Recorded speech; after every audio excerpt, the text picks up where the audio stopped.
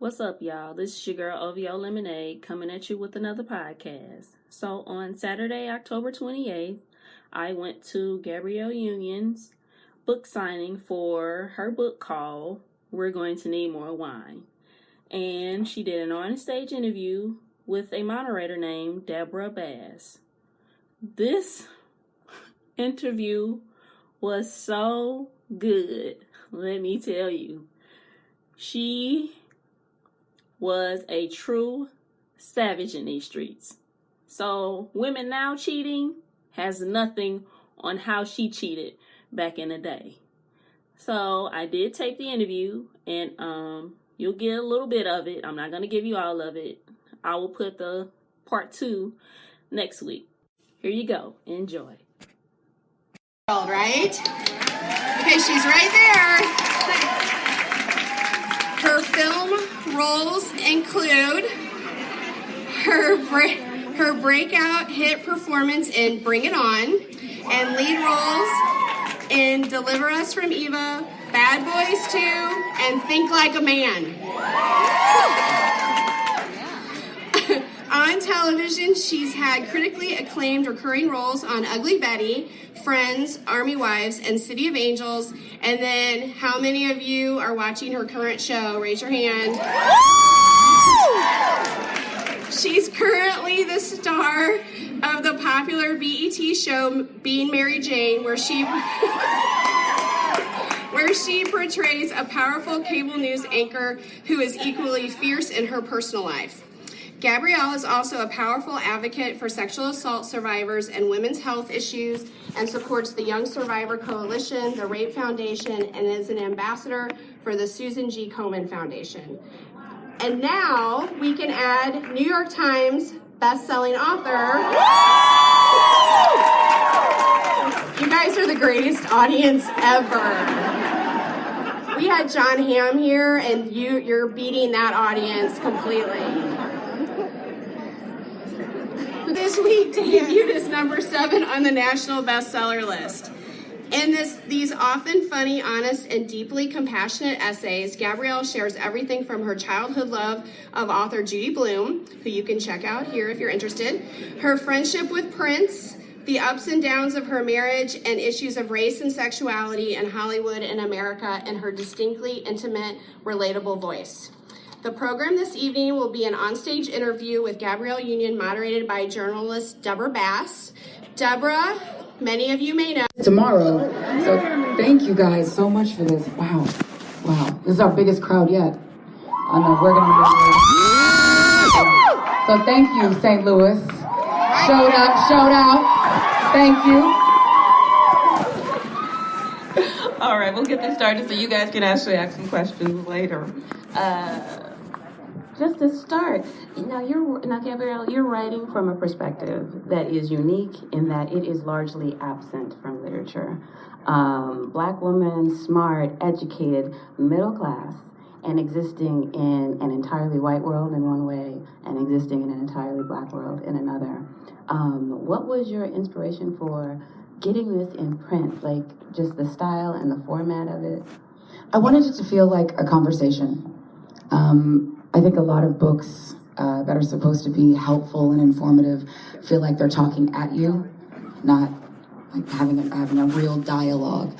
And I wanted it to feel like a conversation with my girls, where we're sharing really uncomfortable truths and telling crazy tales, and there to be cocktails. So I wrote like I speak. So I think for some of you who've had a chance to read the book, it feels like one of my Twitter rants, or it feels like, what you might see on my Snapchat or Instagram, because it's just so personal. I'm trying to offer my truth in a way that is relatable, and that people can easily get the message that I'm trying to send across. And I mean, this is the last stop on this tour.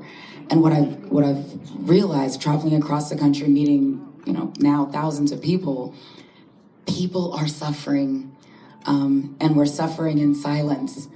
And there's been so many times where people are like, thank you, me too, but they're not even talking about sexual assault. They're talking about fertility issues. They're talking about colorism. They're talking about Black bodies in white spaces. They're talking about friendship challenges. They're talking about health crises. They're talking about prenups. And certainly in the last couple weeks, in light of the Harvey Weinstein scandal, they're talking about sexual assault. But what people needed to feel was that they were a part of a larger community, that they weren't drowning and nobody was trying to save them. So this book is my hope, just to let people know that I got you.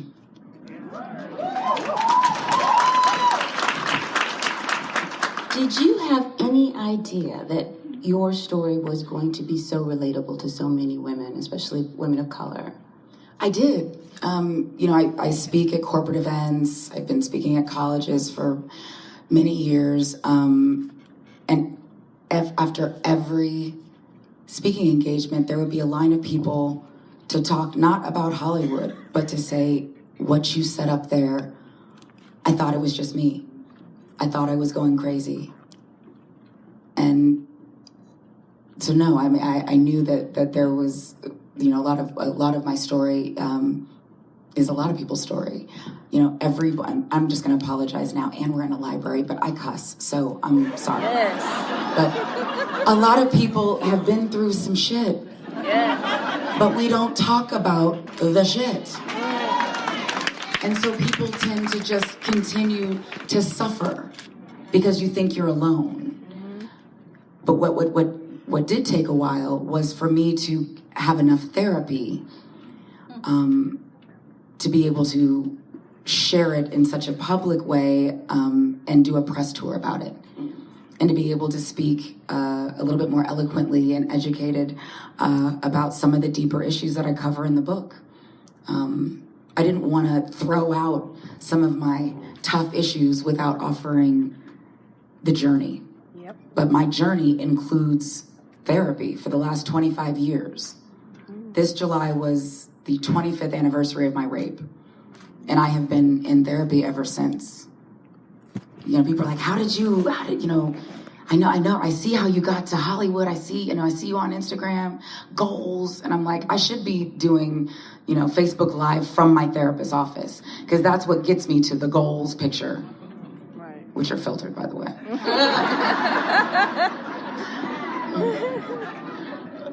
Yeah. And the thing is that all of that comes across in the book, because I was telling you backstage, as I was reading it, I was like, I have never been brave enough to say some of the things that you've said in this book, and obviously I need more therapy, because you talk so candidly about also this pressure of fame and how people even dealing with your rape, and then having people want to come into your space when you're with your children, come into your space when you're, having very difficult conversations with your friends. Was this book, part A, an attempt to get us to shut up and leave you alone so you could eat? And what did you struggle with including? Because you include a lot. I'll start with the first part. The thing about celebrity and social media, we're inviting people into our lives. And so people be like, oh my God, you're my best friend in my head. And then if you happen to run into your best friend in your head, the urge to tackle that person is pretty great. But I've been talking about, I've been very honest about being a rape survivor for 20 years. I didn't just start sharing my story. I've been very clear about having post-traumatic stress syndrome. So this issue of boundaries is really tricky, because as a woman in Hollywood, as a celebrity or whatever,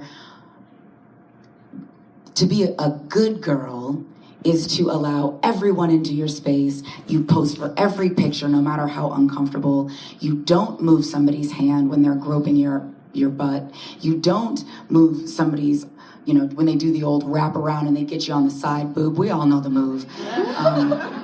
Or they rest it on the top of your butt, or somebody just yanks you. If you think about how close you have to get to somebody to take a selfie, and people are constantly crying, you know you want this selfie. But as someone who suffers from post-traumatic stress, I freeze. It literally feels like I'm having a heart attack. My arm goes numb. But the intention is so pure and it's positive from the person who wants the selfie, but there's no thought or regard that I may not be in the right space to recognize it. And if I'm like, I'm all right, okay, bitch. There's whole blogs about bad interactions with celebrities, but we never think that maybe they suffer from post-traumatic stress. As someone says, you've got rape energy that just swirls around you. Like things keep happening to you that you don't want to happen to you. So whether that be a selfie or, having to interact with people when I'm in the midst of an anxiety attack, or even trying to talk my way out of getting out of my car in the parking lot at Target and reminding myself the likelihood of Target being robbed is pretty low.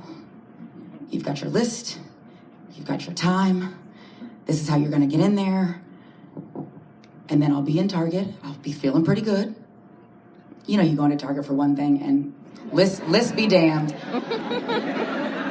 And literally someone will jump out. Brr! It's cold in here. Oh, wow. Okay, yeah, great. Okay, you know you want this selfie. I'm like, you don't notice the flop sweat? But you don't want to be a bad celebrity. You don't want to be a mean woman. So you override everything that your body and your instincts are telling you to give. You try to be everything to everyone. You don't want to be people. You don't want to be that kind of celebrity. But what it can feel like inside is terror. But nobody cares. Mm-hmm. You want this selfie. Yank. When Terry Crews came out and said that while at a Hollywood party, a Hollywood executive, grabbed his junk in front of his wife, and he froze. I don't know if you guys have ever seen Terry Crews in real life. Yeah. He is a mountain of a person. His wife is probably like 5'10" and could whoop your ass. The sense of entitlement to even think about grabbing this man's junk in front of his wife that looks like she will whoop your ass lets you know how pervasive rape culture, entitlement, and sexual harassment is. And the fact that Terry Crews froze out of fear of being perceived as that guy who got angry and, snatched up some executive. If Terry Crews froze in the moment, imagine how some of your favorite celebrities might feel. Like we were talking the other night about the Kardashians, and 3 of them are pregnant, and they're hunted. They let us into so much of their lives. I mean, they share damn near everything.